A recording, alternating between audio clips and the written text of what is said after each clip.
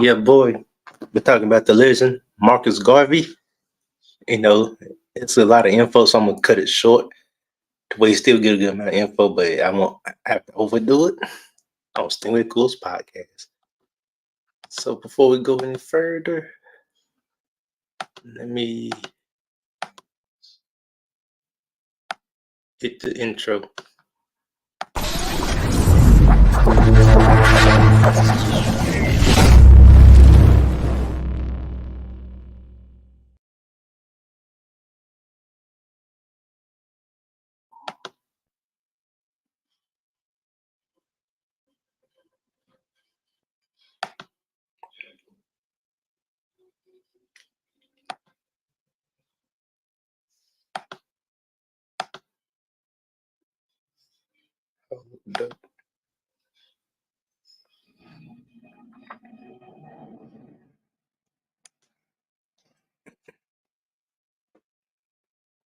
Marcus Mosiah Garvey Jr., born August 17th, 1887, died June 10th, 1940, was a Jamaican political activist. He was the founder and first president general of the Universal Negro Improvement Association of African Communities League, UNIA, negative mark ACL, commonly known as UNIA, if you want to say it like that, through his which he declared provisional presidential of Africa.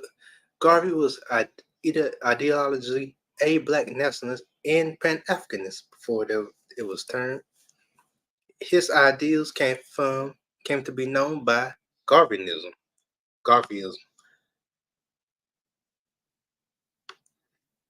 Garvey was born a moderately prosperous Afro-Jamaican family in St. Anne's Bay. Was appreciative until the print trade as a teenager working in Kingston, Jamaica. He got involved in the trade unionism before living briefly in Costa Rica, Panama, and England. On returning to Jamaica, he found the UNIA in 1914. In 1916, he moved to the United States and established the UNIA branch in New York City's Harlem district, embracing unity between Africans and the African diaspora. He campaigned for an end to European colonial rules in Africa and advocated the political unification of the continent. He emphasized a unified Africa as a one-party state governed by himself that would enact laws to ensure black racial purity. Although he never visited the component, he was committed back to Africa movement, arguing that the part of the proposal should migrate there.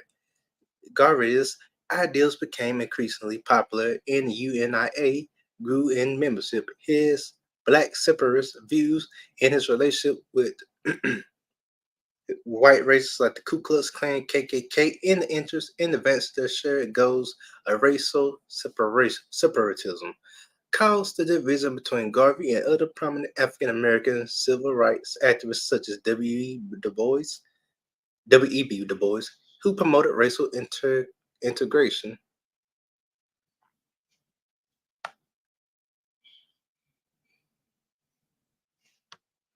Believing that black people needed to be financially independent from white dominated societies, Garvey launched various businesses in the U.S., including Negro Factories Corporation and Negro World's newspaper. In 1919, he became president of the Black Star Line shipping and passenger company designed to forge a link between North America and Africa and facilitate African American migration in Libya. In 1923, Garvey was convicted of mail fraud for selling the company's stocks, and he was imprisoned in the United States Penitentiary, Atlanta, for nearly 2 years. Many commentators have argued that the trial was politically motivated. Garvey blamed Jewish people, claiming that they were prejudiced against him because of his links to the KKK after his sentence was commuted by U.S. President Calvin Coolidge. He was deported to Jamaica in 1927, settling in Kingston. With his wife, Amy Jacques, Garvey established the People's Political Party in 1929, briefly serving as a city councilor with the UNIA in increasing financial difficulty. He relocated to London in 1935, with, where his anti-socialist stance distanced him from many of the city's black activists. He died there in 1940, and in 1964, his body was returned to Jamaica for reburial in Kingston National Heroes Park. Garvey was a controversial figure. Some in the Africa Disposed community regarding him as pretentious demigod, and they were highly critical of his collaboration with white supremacists, his violent rhetoric, and his prejudice against mixed race people and Jews. He received praise and encouraged a sense of pride and self worth amongst Africans in the African diaspora amid widespread poverty, discrimination, and colonism. In Jamaica, he is widely regarded as a national hero. His ideas exerted considerable influence on such movements such as Rastafari and the Nation of Islam and the Black Power movement, aka NOI, BLP, BPM. Early childhood 1887 to 1904. Marcus Mosiah Garvey was born on 17th August 1887 in St. Anne's Bay, a town in the British colony of Jamaica, in the context of colonial Jamaican society, which had colorized social heresy. Garvey was considered at the lowest end, being a black child, was of full African descent. However, later genetics research nevertheless revealed that he had ancestors from the Liberian Pennsylvania. Garvey's paternal great grandfather had been born into slavery prior to the abolition in Jamaica. His surname, which was Irish origins, had inherited from his family's former enslavers. His father, Malchus Garvey, was a stonemason. His mother, Sarah Richards, was a domestic servant and the daughter of a peasant farmer. Marcus had two previous wives before Sarah, having six children between them. Sarah bore him four additional children, of whom Marcus was the youngest. Although two died in infancy because of his profession, Marcus' family were wealthier than many of their peasant neighbors. They were petit bourgeois. Marcus was, however, reckless with his money, and over the course of his life, lost most of the land he owned to meet payments. Marcus had a book collection and was self-educated. He also served as an occasional layman at the local Wilson church. Marcus was an intolerant and puntive father and husband. He never had a close relationship with his son. Up to the age of 19. Oh, no. Up to the age of 14, Garvey attended local church school. Further education was unaffordable for the family. When not in school, Garvey worked on his maternal uncle's tenant farm. He had friends with whom he once broke the windows of a church, resulting in his arrest. Some of his friends were white, although he found that as they grew older, they distanced themselves from him. He later recalled the close childhood friend was a white girl, where we were two innocent fools who never dreamed of a race feeling and problem. In 1901, Marcus was apprenticed to his godfathers, a local printer. In 1904, the printer opened another branch at Port Maria, where Garvey began to work, traveling from Saints Anne Bay each morning. Early career in Kingston, 1904 to 1909. In 1909, he moved to Kingston, where he boarded in Smith Village. In a working class neighborhood in the city, he secured work with the printing division of the PA Benjamin Manufacturing Company. He rose quickly through the company ranks, becoming their first Afro-Jamaican foreman.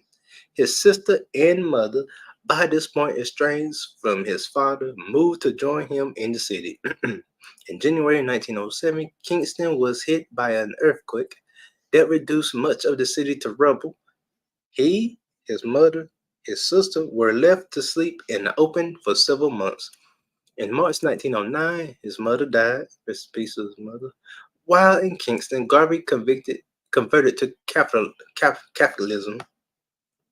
Garvey became a trade unionist, vice president of the compositors section of the printers union. Took a leading role in the November 1908 print workers' strike. The strike was broken several weeks later. Garvey was sacked. Henceforth, branded a troublemaker, Garvey was unable to find work in the private sector. He then found temporary employment with a government printer. As a result, in these experiences, Garvey became increasingly angry at the iniquities presented in Jamaican society. Garvey involved himself with national clubs, Jamaica's first national organization, we call it JFNA, also, becoming its first assistant secretary in April 1910. But the group campaigned to remove the governor of Jamaica, Sidney Oliver, from office and to end the migration of Indian coolies.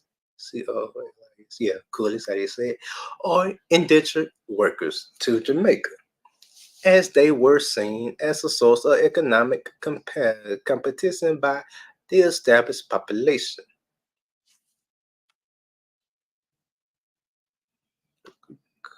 Okay, here we go. Garvey began publishing magazines, Garvey Watchman.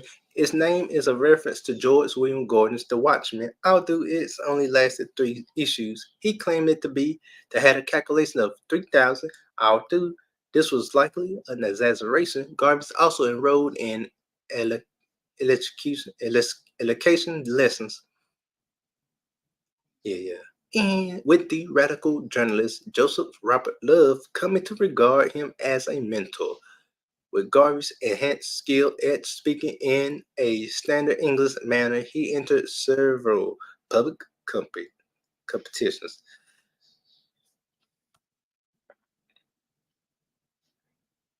Goodness. Yeah,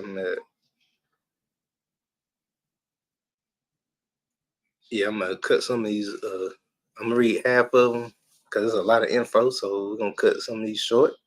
We're gonna still make sure you're entertained and get this knowledge, folks.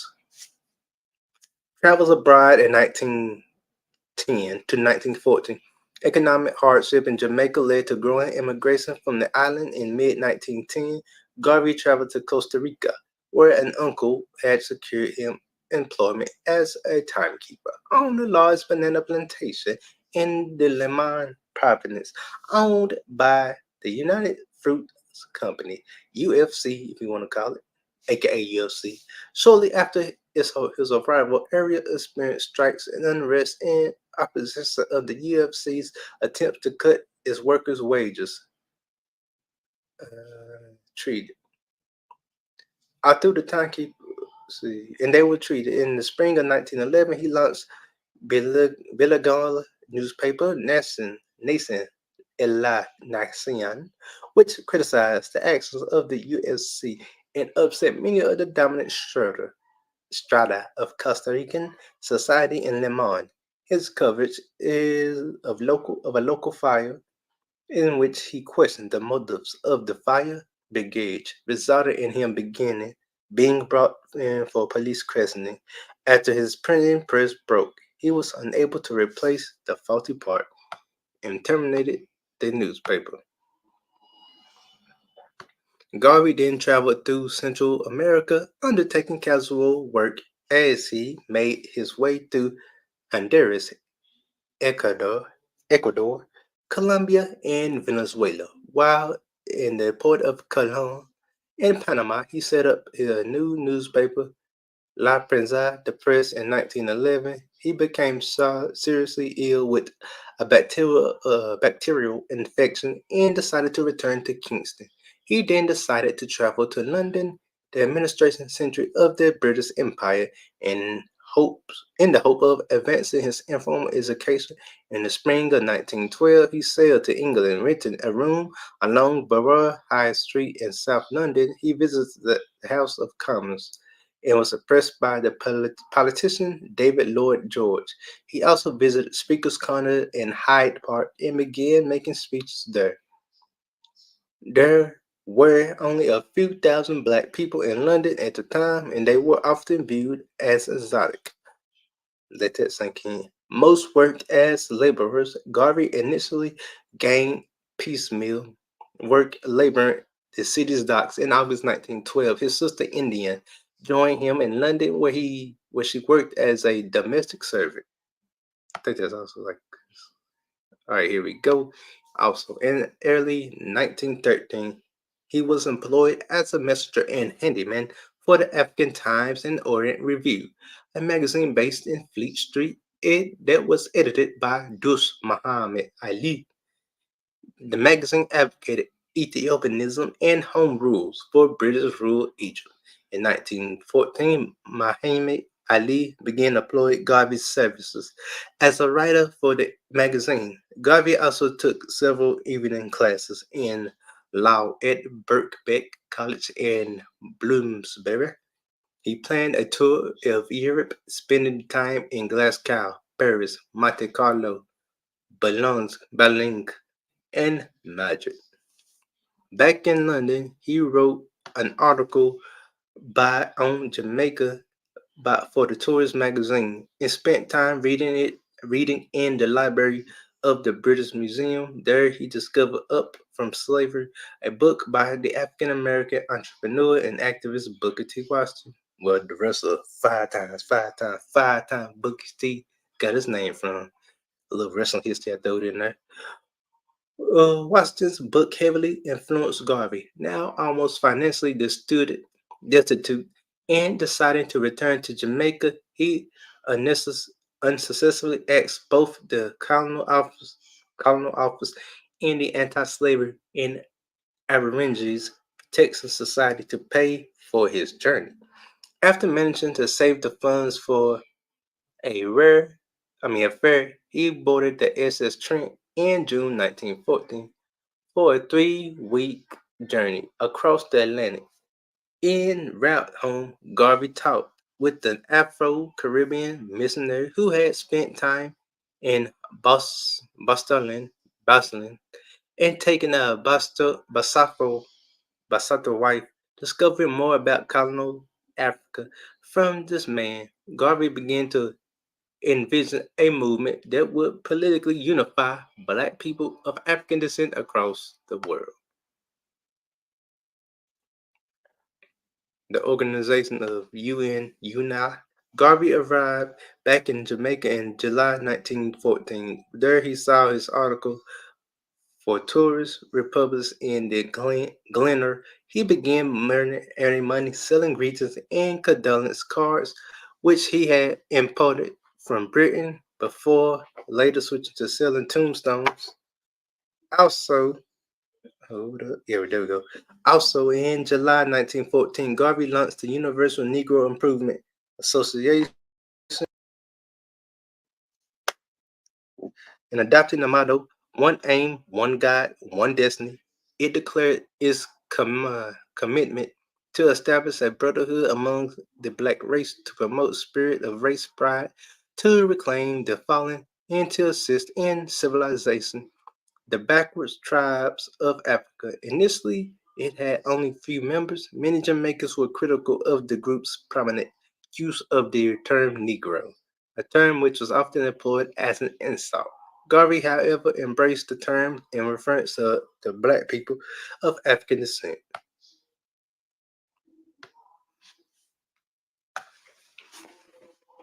All right, like this info. Garvey became UNI's president and traveling commissioner. It was initially based out of the whole of his hotel room in Orange Street, Kingston. It portrayed itself not as a political organization, but as a charitable club focused on work to help the poor and a timely establishment of vocational training college model. Washington's Tuskegee Institution in Alabama. Garvey wrote to Washington and received a brief, if encouraging reply. Washington died shortly after. UNI officially expressed its loyalty to the British Empire, King George V.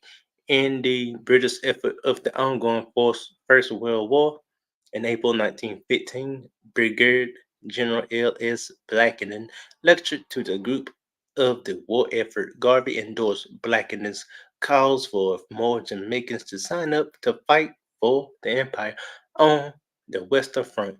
The group also sponsored musical and literary evenings as well as a February 1915 allocation contest at which Garvey took first prize. In August 1914, Garvey attended a meeting of the Queen Street Baptist Literary and Debating Society where he met Amy Ashwood, recently graduated from the Westwood Training College for Women. She joined UNI and rented UNIA, I meant to say, and rented a better premises for them to use as their headquarters, secured using her father's credit. She and Garvey embarked on a relationship which was opposed by her parents. In 1915, they secretly became engaged. When she suspended the engagement, he threatened to commit suicide, at which she resumed it. All right. Let me read. Moving to the United States in 1916 and 1918. Arriving in the United States, Garvey initially lodged with a Jamaican expatriate family living in Harlem. Shout out to Harlem, New York. Salute. A largely black area of New York City. He began lecturing in the city, hoping to make a career as a public speaker. Although at the first public speech, he was heckled and fell off the stage. From New York City, he embarked on a U.S. speaking tour crossing 38 states at stopovers on his journey. He listened to preachers from the African Methodist Episcopal Church and the Black Baptist, my neck of the woods, churches. While in Alabama, he visited the Tuskegee Institute and met with the new leader, Robert Russell Martin. After 6 months traveling across the U.S. election, he returned to New York City, aka NYC, Brooks, Queens, Brooklyn, Harlem, Stand Up, Hell's Kitchen, the Bronx, Stand Up. In May 1917, Garvey launched the New York branch and he declared membership open to anyone of Negro blood and African ancestry, which could pay the 25 cents a month membership. Dang, 25 cents a month. She tells us back in the day. Membership fee. He joined many other speakers who made speeches on the street standing on step ladders. He often did so at Speaker's Corner. He also did so at Speaker's Corner, excuse me, folks, on 135th Street. In his speeches, he sought to reach across both Afro-Caribbean migrants like himself and Native African Americans. Be like me. There would be people like me. Through this, he began to associate with Hubert Harrison, who was promoting ideas of black self-reliance and racial separatism. In June, Garvey shared a stage with Harrison at the inaugural meeting in the latter's Library League of Negro Americans. Through his appearance, he at the other events by Harrison, Garvey attracted growing public attention. Okay, after the U.S. entered the First World War in April 1917, Garvey initially signed up to fight but was ruled physically unfit to do so. He later became an opponent of African American involvement in the conflict, following Harrison accusing of being a white man's war. In the wake of the East St. Louis race riots in in May to July 1917, in which white mobs targeted black people, Garvey began calling for armed self-defense. He produced a pamphlet that consisted of the East St. Louis riots. Shout out to Nelly Chingy and the whole St. Lunatics. In my St. Louis, see who else. And Jaquan.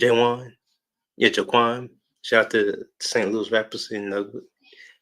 was also a part of our history, and which was widely disputed proceeds from its sale went to victims and of the rights. The Bureau of investigation, I meant to say, began monitoring him. Nothing that in his speeches he employed more militant language than that used in print, and for instance, reported him expressing the view that for every Negro lynched by whites in the South, Negroes should lynch a white in the North. By the end of 1914, no, by the end of 1917, Garvey had attracted many of Harrison Key's associates in his library league to join UNIA. Garvey also secured the support of the journalist John Edward Bruce, agreeing to step down from the group's presidency in favor of Bruce. Bruce then wrote to Deuce Muhammad Ali to learn more about Garvey's past.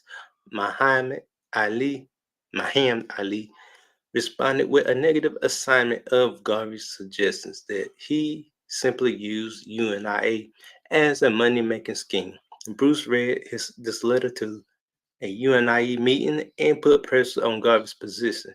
Garvey then resigned from UNIA, establishing a rival group that met at Old Fellows Temple. He also launched legal proceedings against Bruce and other senior UNIA members with the court ruling that UNIA's name and membership, not estimated at 600, belongs to Garvey, who resumed control over the organization. The growth of UNIA 1918 to 1921. UNIA membership grew rapidly in 1918, and in June that year, it was incorporated. In end of July, a commercial on the African American Communities League filed for incorporation. Garvey envisioned UNA established an important and export business, a restaurant and a laundry, laundromat, if you want to say laundryette.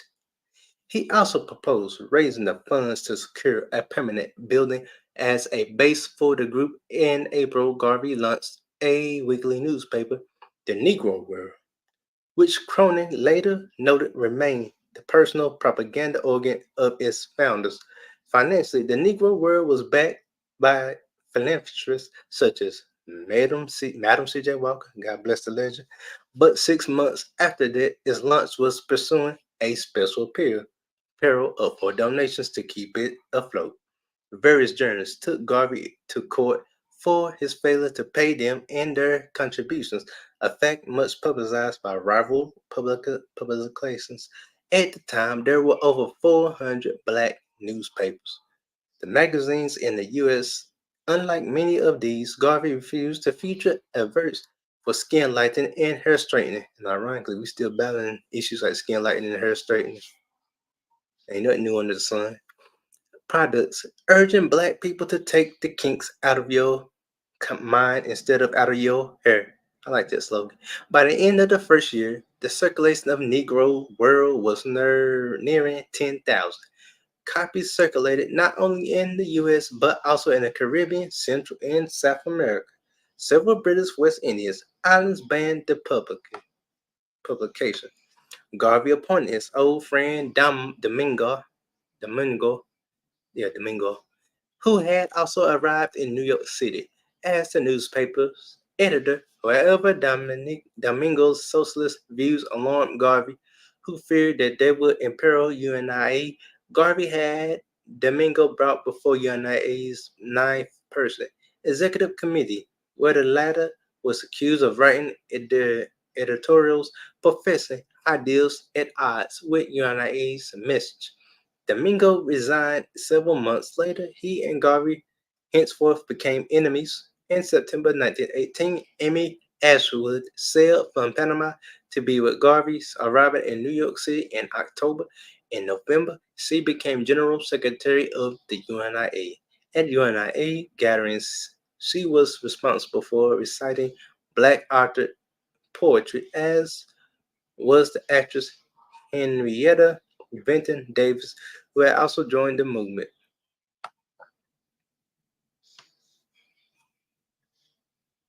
After the First World War ended, President Woodrow Wilson declared his intention and prevent a 14-point plan for world peace at the forthcoming Paris Peace Conference. Garvey joined various African Americans in forming the International League of Darker People, a group which sought to lobby Wilson and the conference to give greater respect to the wishes of people of color. Their delegates nevertheless were unable to secure the travel documentation, and at Garvey's prompting, UNIA sent a young Haitian Eliza Cadet as delegate to the conference. Despite these efforts, the political leaders who met in Paris legally ignored the perspectives of non-European peoples, instead reaffirming their support for continued European colonial rules. In the U.S., many African Americans who had served in the military refused to return to their more subversive surveillance role in society, and throughout 1919, there were various racial classes throughout the country. The government feared that African Americans would be encouraged towards revolutionary behavior following the October Revolution in Russia. And in this context, military intelligence ordered Mayor Walter Lovin to investigate Garvey. Lovin reports concluded that Garvey was a very able young man who was dismantling clever propaganda. The Bureau of Investigations, J. Edgar Hoover, decided that Garvey was politically subversive and should be deported from the U.S., adding his name to the list of those to be targeted in the forthcoming Palmer raids. To ratify the deportation, the Bayou of Investigation presented Garvey's name to the Labor Department under Louis F. Post. However, Post Department refused to do so, stating that the case against Garvey was not proven.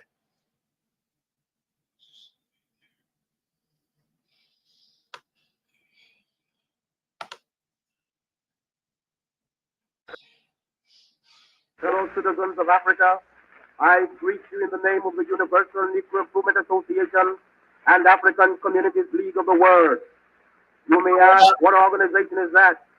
It is for me to inform you that the Universal Negro Improvement Association is an organization that seeks to unite into one solid body the 400 million Negroes of the world, to link up the 15 million Negroes of the United States of America.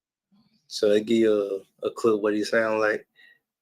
Assassination attempts, marriage, and divorce. In October 1913, George Taylor, a part-time vendor of the Negro World, entered the UNI official and told Garvey that Kilroy had sent him and tried to assassinate Garvey. Garvey was shot at 4 times with a 38 caliber revolver.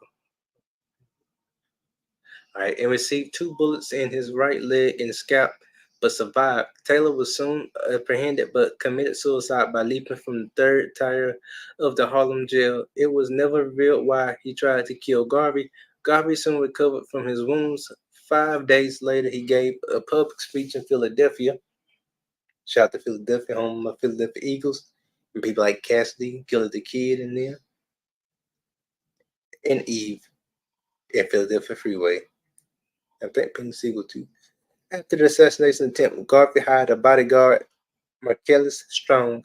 Shortly after the incident, Garvey proposed marriage to Amy Ashwood, and she accepted. On Christmas Day, they had a private Catholic wedding, followed by a major ceremonial celebration in Liberty Hall, attended by 3,000 UNIA members. Jacques was Ashwood's maid of honor. After the wedding, Garvey moved into the Ashwood's apartments.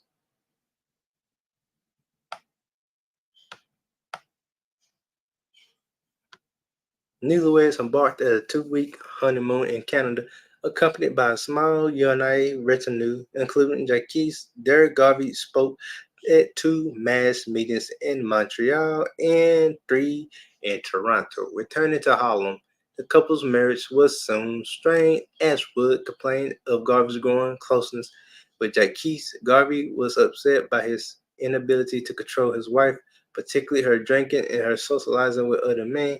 She was pregnant, although the child was possibly not his. She did not inform him on this, and the pregnancy ended in miscarriage.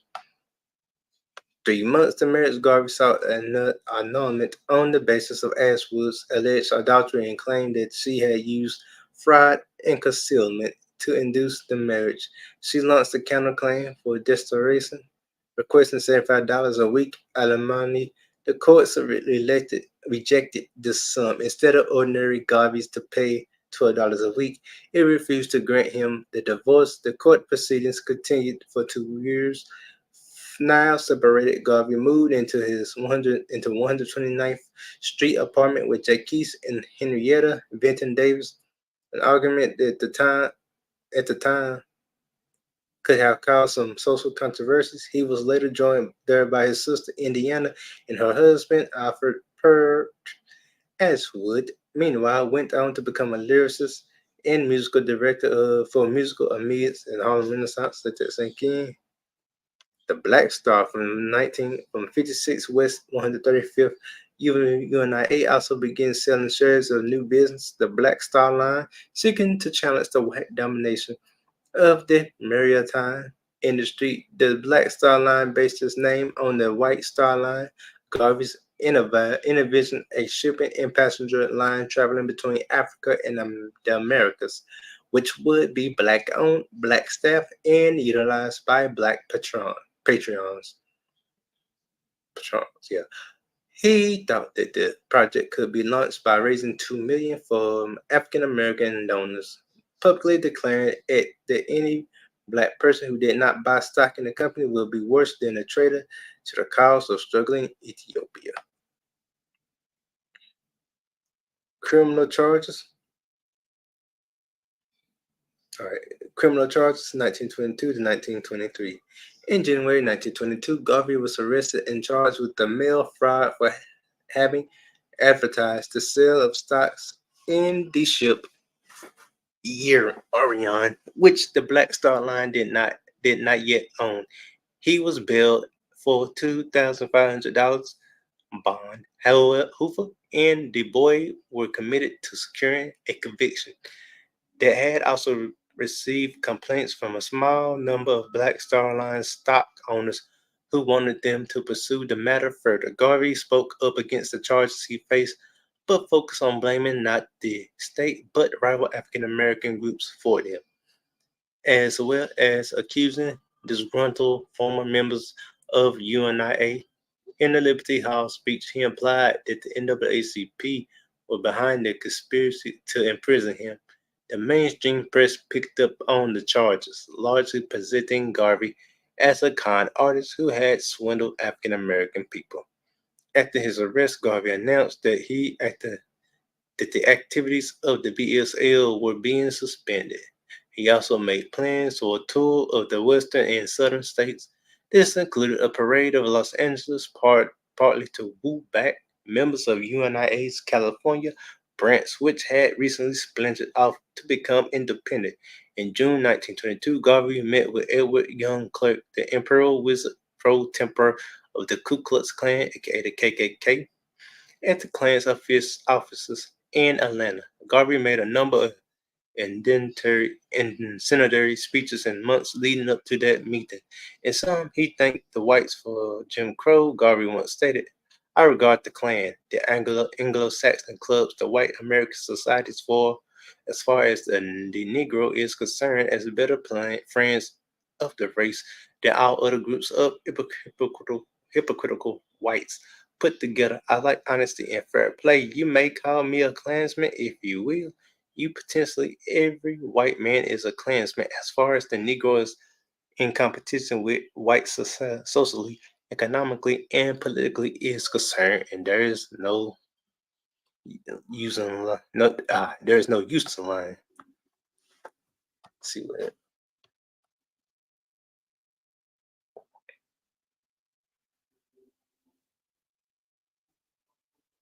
trial 1923 having been postponed at least 3 times. In May 1923, the trial finally came to court with Garvey and 3 other defendants accused of mail fraud.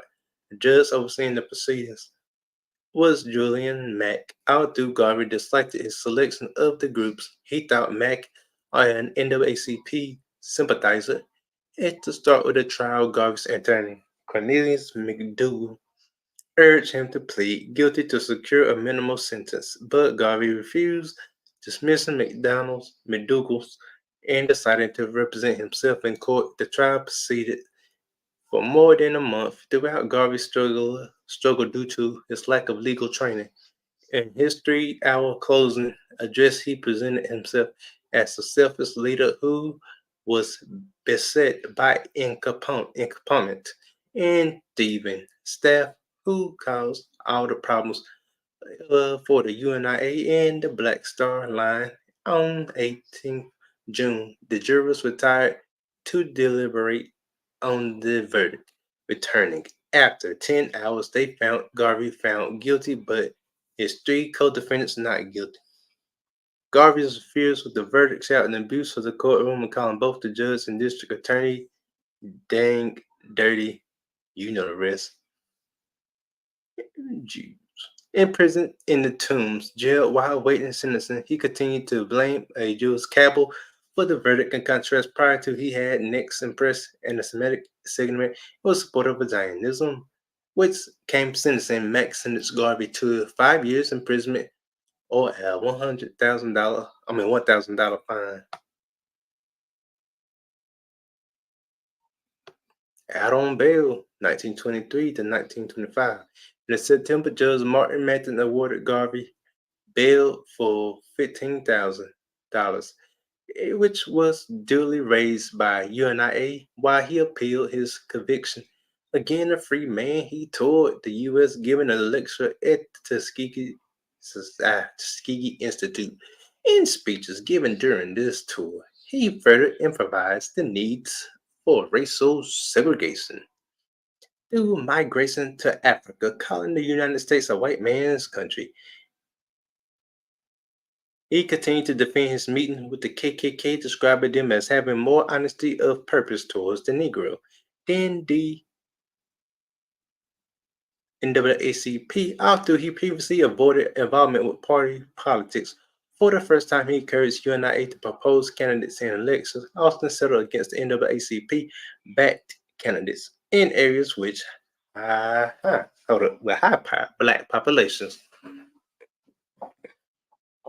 The American Negroes endured this wretch Garvey too long with fine restraint and every effort of cooperation and understanding, but in has come every man who apologizes for or defends Marcus Garvey from this day forth writes himself down as unworthy of the countenance of descendant Africans.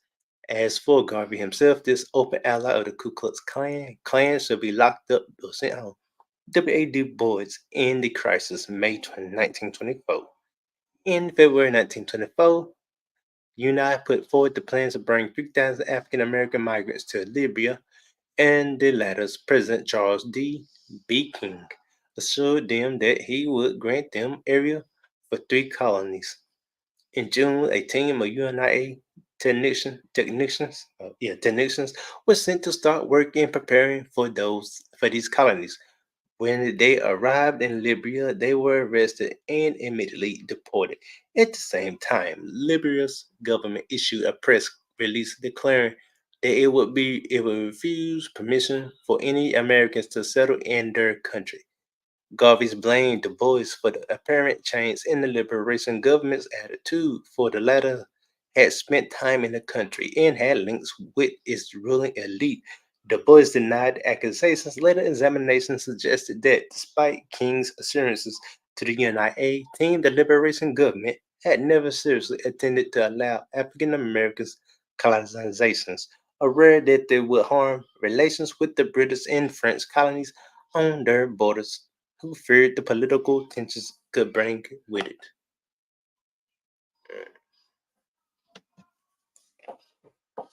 Imprisonment 1925 to 1926, 27. In early 1925, the U.S. Courts of Appeal upheld the original court's decision. Garvey was in Detroit at the time and was arrested for a train back to New York City. In February, he was taken to the Atlanta Federal Penitentiary incarcerated there in prison, he was made to carry out cleaning tasks. Once on one occasion, he was reprehended for insolence towards the white prison officers.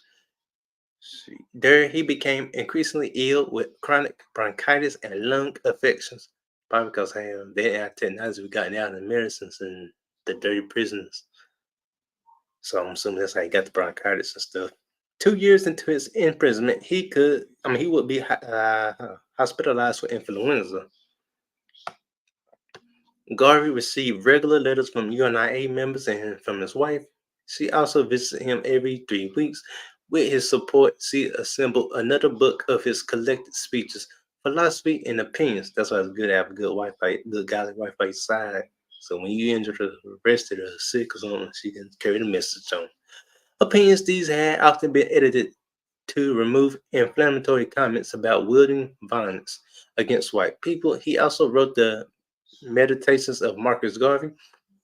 His name an allusion, the Meditations of Marcus Aurelius. From prison, Garvey continued corresponding with far-right white separatist activists like Ernest Xavier Cox of the White American Society and John Paul and of the Anglo-Saxon Clubs of America. The latter visited Garvey in prison. Excuse me. While Garvey was in prison, Ashwood launched a legal challenge against his divorce from her. Had the divorce been found void, this his marriage to Jacques would have been invalid. The court ruled in favor of Garvey recognizations and legal of his divorce. With Garvey absent, William Sorrell became acting head of UNIA. To deal with the organization's financial problems, he remortgaged Liberty Hall to pay off debts and ended up selling off the SS Booker T. Washington at quarter of what UNA had paid for it. Garvey angry in February. Garvey was angry and in February 1926 wrote the Negro World expressing his dissatisfaction with Sherrill's leadership from prison. He organized an emergency UNA's convention in Detroit where delegates voted to depose Sherrill. The latter supporters then held a rival conversation at Liberty Hall, reflecting a growing schism in the organization, and subsequently, court ruling determined that it was UNIA's New York branch that controlled by Sherrill, rather than the central UNIA leadership itself that owned Liberty Halls. The financial problems continued, resulting in Liberty Halls being reportedly remortgaged and then sold. And also, Attorney General John Surratt received a petition of 70,000 signatures using Garvey's release. Surratt warned President Calvin Coolidge that African Americans were regarding Garvey's imprisonment not as a form of justice against a man who had swindled them, but as an act of oppression of the race in their efforts and all right, yeah, efforts in direction of race progress. Eventually, Coolidge agreed to commute the sentence so that it would expire immediately on 18th November 1927. He stipulated, however, that Garvey should be deported straight after release, and being released, Garvey was taken away to train to New Orleans, where around 1,000 supporters saw him.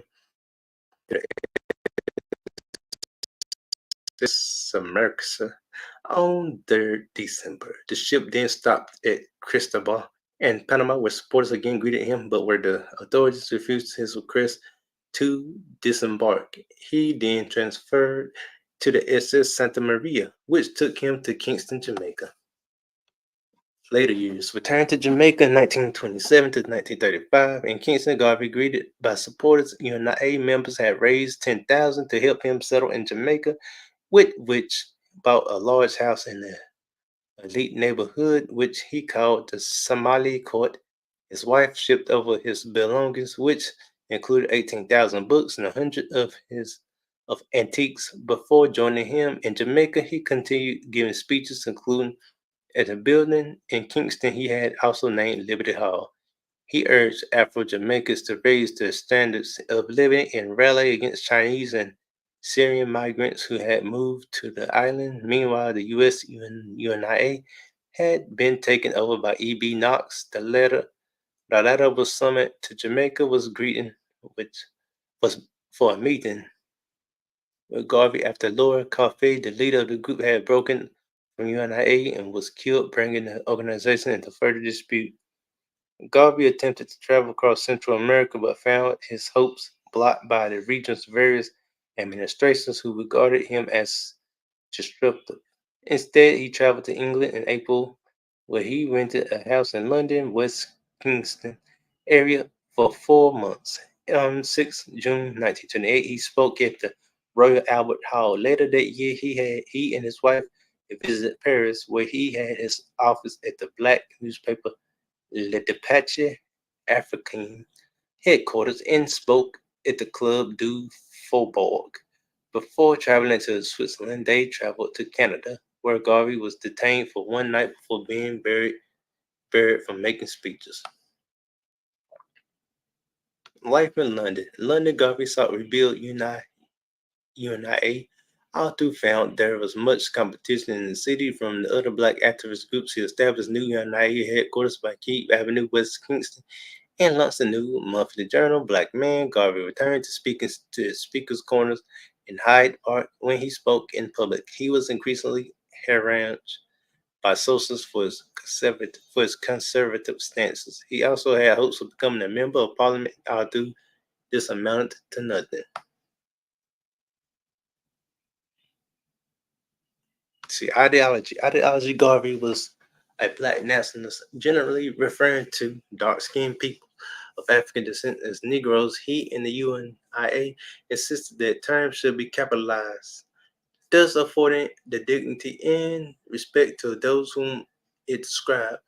His ideas was influenced by a range of sources. According to Grant, while he was living in London, Garvey displayed an amazing capacity to absorb political tracts, theories of social engineering, African history, and the Western Enlightenment. Garvey was exposed to the ideas about race that were prevalent at that time. His ideas on race were also heavily informed by the writings of Edward Wilmot Blyden and by his work in London with Deuce Muhammad Ali. Race and racial separation. Race first was the adage which was widely used in Garveyism. In Garvey's views, no race in the world is so just to give others for the accent of square, ding, in things economic, political, and social, but rather each racial group would favor in its own interest, rejecting the melting pot notion of much 20th century American nationalism. He was hostile to the efforts of progressive movement to agitate for social and political rights and African Americans. No, for African Americans. My bad, folks. Arguing that there was an effect that the laws would never change and underlying racial prejudice in European Americans. Pan-Africanism. Garvey was a Pan-Africanist and an African nationalist. In Jamaica, he and his supporters was heavily influenced by the Pan-Africanist teachings of Dr. Love and Alexander Bedford. In the wake of the First World War, Garvey called for the formation of a united Africa for the Africans of the world. UNIA promoted the view that Africa was a natural homeland of the African diaspora. While he was in prison, he penned an additional for the Negro World titled African Fundamentalism, in which he called for the founding of a racial empire whose only natural, spiritual, and political aims shall be God in Africa, at home and abroad. Garvey supported the Back to Africa movement, which had influenced by Edward Wilmot Blyden, which migrated to Libya in 1850. However, Garvey did not believe that all African Americans should migrate to Africa. Instead, he believed that an elite group, namely those African Americans who were the purest African blood, should do so. The rest of the African American population, he believed, should remain in the United States, where it would become extinct with 50 years. A prominent of Back to Africa movement, Garvey called for a vanguard and educated and skilled African Americans to travel. West Africa, a journey in which would be facilitated by his Black Star Line. Garvey stated that the majority of those may remain here, but we must send our scientists, our mechanics, and our artisans and let them build railroads, let them build great educational and other institutions necessary, after which the members of African diaspora could join them. He was aware that the majority of the African Americans would not want to move to Africa until it had more modern comforts. They had become accustomed to the U.S. through the UNIA. He discussed plans for migration and Libya, but then plans came nothing.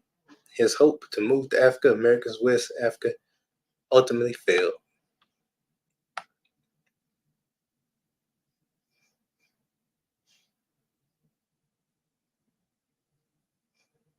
Memorials. Garvey Birthplace and 32 Market Street, St. Ann's Bay, Jamaica has a marker signifying it as the site of importance in the nation's history. With his likeness was on the $20 coin and a 25-cent coin of the Jamaican dollar. In 2012, the Jamaican government declared 17 August as Marcus Garvey Day.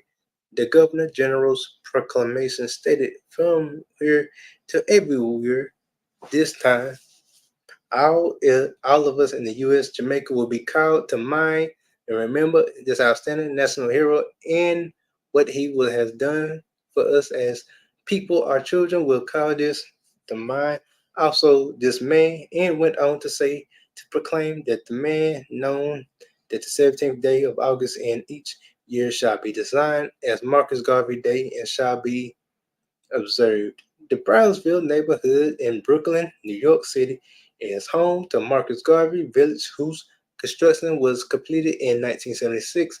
This building completes his home for the first energy storage microgrid at the affordable housing property in the country. It will use the energy storage system to cut electricity costs, improve grid reliability, and provide backup power during extended outages. In the 1980s, Garvey's two sons launched a campaign requesting that the U.S. government issue a pardon for their father, and this they had to support fallen Congressman Charles Ragnall. In 2006, Jamaican Prime Minister Portia Simpson Miller tasked various Jamaican lawyers in investigating how they could assist this campaign. The Obama administration declined to pardon Garvey in 2011, writing that his policies was not considered requests for posthumous pardons. Then there have been several promises to make a biopic of Garvey's life. Those mentioned in connection with the role Garvey's have included the Jamaican-born actor Kevin Naveen, and the British-born actor Jamaican descent Delroy Lindo. Marcus Garvey appears as in Jason Overstreet's The Striver Road Spy, in 2016 historical novel about the Harlem Renaissance. The novel also includes the characters W. Du Bois, James Weldon Johnson, and Adam Clayton Powell, among other historical significant figures.